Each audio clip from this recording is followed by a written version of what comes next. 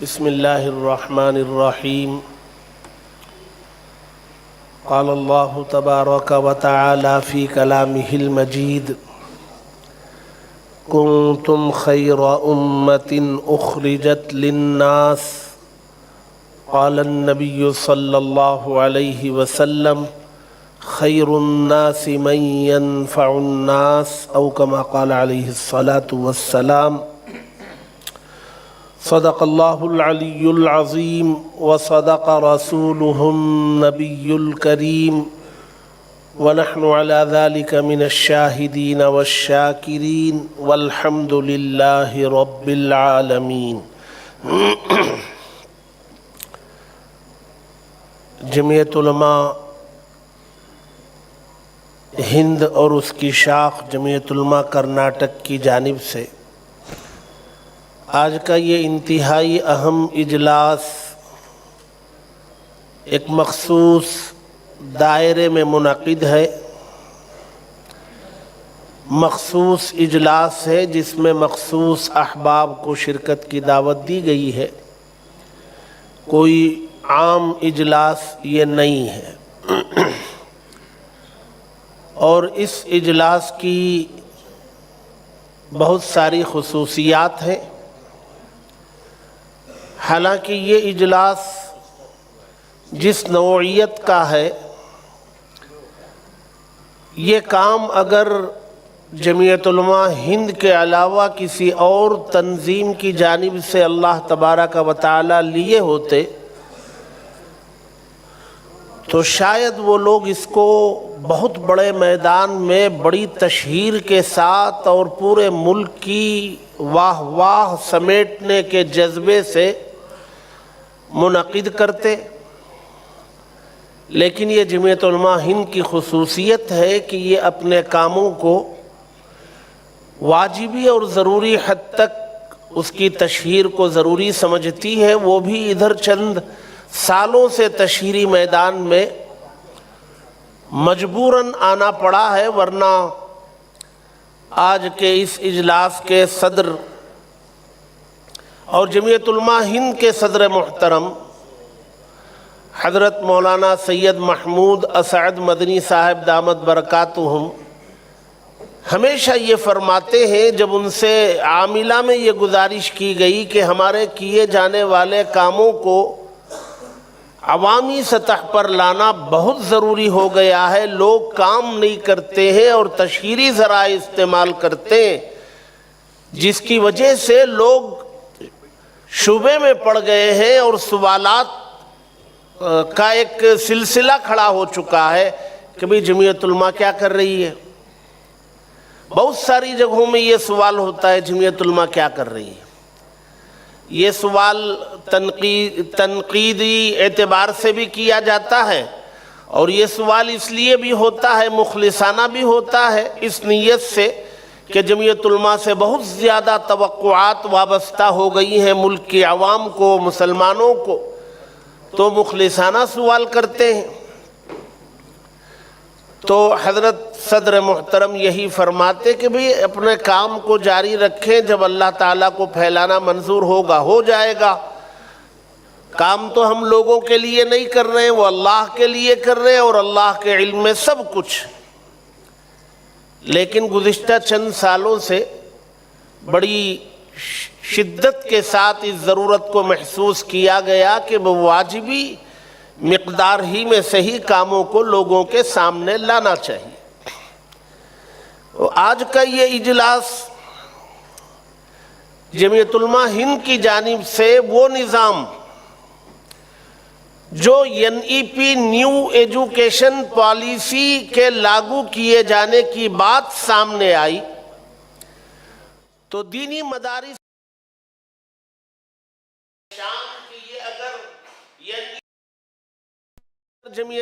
دینی مدارس آ گئے تو پھر مدارس کا کیا بنے گا، اس کا نظام اور اس کے نصاب کا کیا ہوگا۔ حالانکہ بہت پہلے جب کانگریس کی حکومت تھی تب بھی یہ مسئلہ آیا تھا دوسری شکل میں۔ یہ مسئلہ آیا تھا، اس میں یہ تھا کہ 14 سال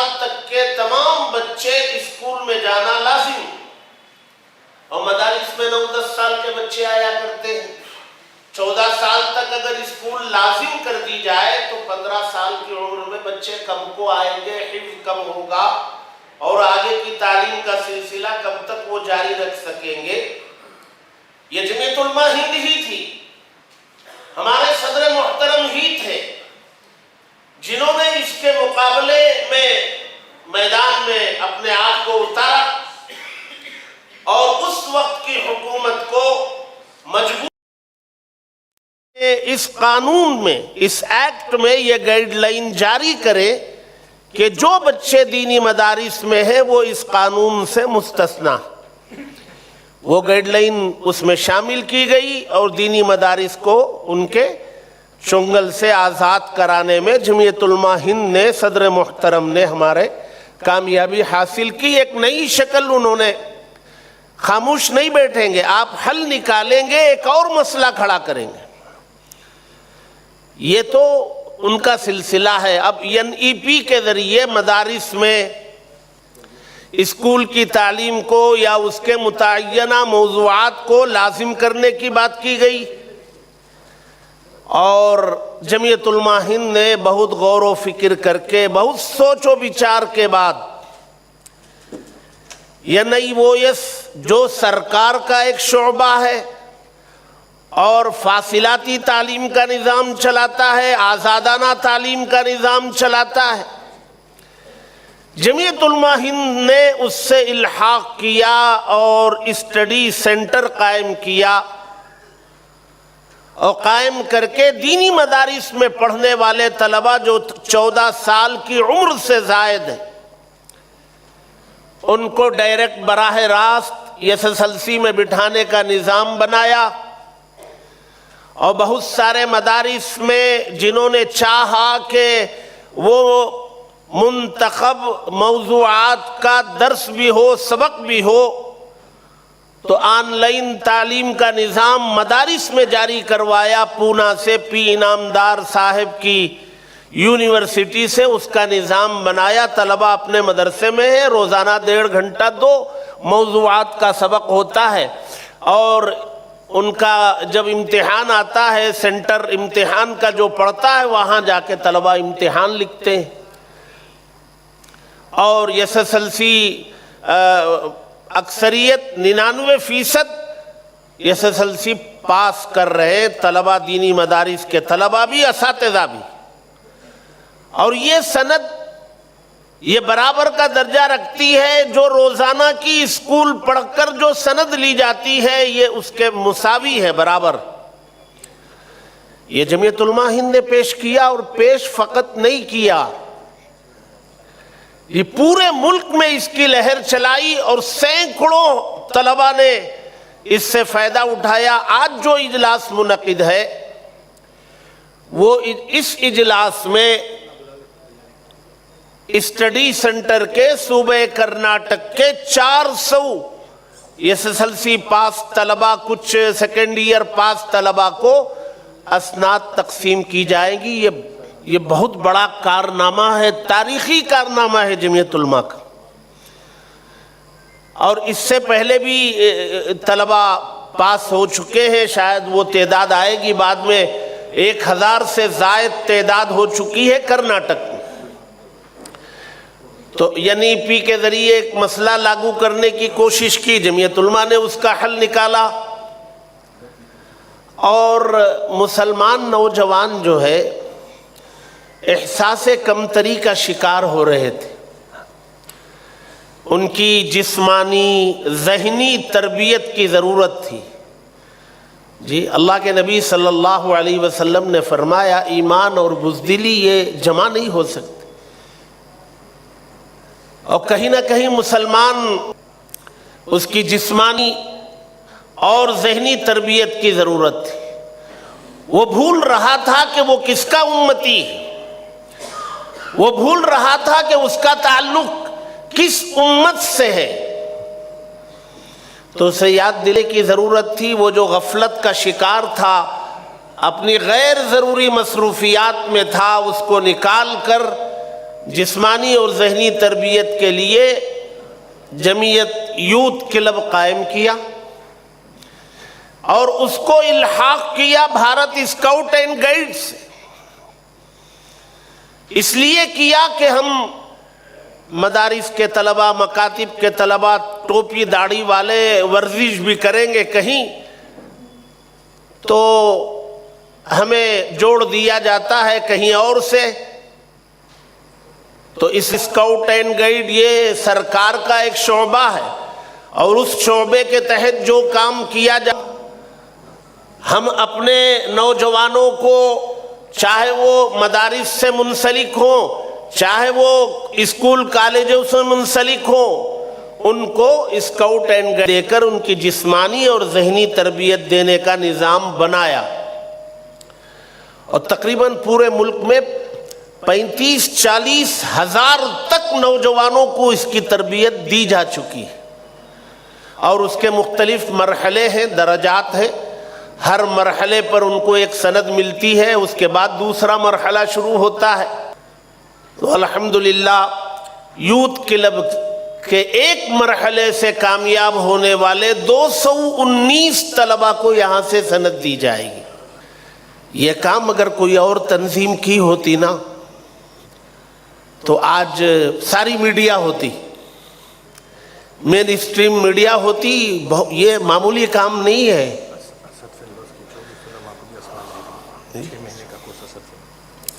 400 اسٹڈی سینٹر کے ہیں اور یوتھ کلب کے 219 ہیں. اور ہمارے جو صدر محترم ہیں نا حضرت مولانا دامت برکاتہم، اللہ ان کی عمر میں برکت عطا فرمائے.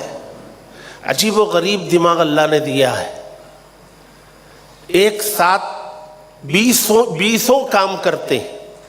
ادھر بیٹھے رہیں گے، ایک موضوع پر بات کرتے رہیں گے، یہاں سے اٹھ کے اس ٹیبل پہ بیٹھیں گے، ادھر کچھ اور لوگ بیٹھے ہوں گے، وہاں ایک الگ موضوع پر بات کریں گے، ادھر ایک ٹیم بیٹھی ہوگی، ان سے تیسرے موضوع پر بات کریں گے، اور ہر جگہ حاضر دماغی سے اس موضوع کا حق ادا کریں گے. اور جتنے اس موضوع پر بات کرنے کے لیے جمع کیے گئے ہوئے ہوں گے، ان تمام نالج میں، علم میں سب سے فائق ہوں گے. یہ الحمدللہ اللہ نے عجیب و غریب صلاحیتیں دے رکھی ہیں ان کو. انہوں نے فارغ ہونے والے فضلاء کی بھی فکر کی اور علماء کی بھی فکر کرتے ہیں. چاہتے ہیں کہ علماء اپنی خدمات کے ساتھ تاجر بھی بنے، اور علماء اپنی خدمات کے ساتھ کون سی تجارت کر سکتے ہیں، کتنے بجٹ میں کر سکتے ہیں. ماہر تاجر کے ساتھ مستقل حضرت ناف کے صوبوں میں کوئی فرق نہیں ہے. اور جیسے یہاں تمل ناڈو کے صدر محترم ہیں حضرت مولانا محمد منصور صاحب، کئی ٹرم سے وہاں کے صدر چلے آ رہے ہیں. تمل میں شاندار مقرر ہے، ایک مسجد وہاں کی مرتیب ہے، اور جمعیت علماء کا کام پورے صوبے میں کرتے رہتے ہیں. اور آج یہاں تشریف لائے ہوئے ہیں، ہمارے درمیان ہیں. ہم آپ اہلاً و سہلاً مرحبا کہتے ہیں. اسی طرح یہ جو پہلے مشترکہ متحدہ آندھرا پردیش تھا، اب وہ آندھرا میں پہلی مرتبہ انتخاب ہوا. اس انتخاب میں باتفاق رائے حضرت مولانا عبد الماجد صاحب، اچھا جی ہاں وہ باہر ہیں، ابھی آ جائیں گے. یہ آندھرا پردیش کے باتفاق رائے صدر منتخب قرار دیے گئے. ان کے انتخاب پر صدر محترم حضرت مولانا سید محمود اسعد مدنی صاحب دامت برکاتہم کے ساتھ حضرت مفتی صاحب بھی تھے، میں بھی تھا، وہاں موجود تھے. باتفاق رائے آپ کو مستقل وہ بھی سرگرمیوں میں ہے. آپ کے آندھرا پردیش کے بہت سارے اضلاع میں انہوں نے جماعت مضبوط کی ہے، کام پہ کھڑا کر دیا ہے. تو وہ بھی ہمارے درمیان تشریف لائیں گے، میں ان کا بھی استقبال کرتا ہوں.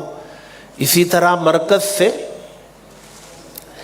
حضرت نے ایک پی ایم او آفس بنائی ہے صدر محترم نے، جہاں سے پورے ملک میں ہونے والے کاموں پر نظر رکھی جاتی ہے. کاموں کے سلسلے میں مواخذہ ہوتا ہے، پوچھ ہوتی ہے اور ہدایات دی جاتی ہیں، اس کے نگران اور اس شعبے میں کام کرنے والے محترم جناب ڈاکٹر شبیر مشتاق یہ مرکز سے آئے ہوئے ہیں، مستقل یہاں آنے کے بعد بھی میٹنگوں میں ہیں، اور پی ایم او جو کام آ رہے ہیں اس کے نئے خاکے بنائے جا رہے ہیں، حضرت صدر محترم کو جواب دیا جا رہا ہے۔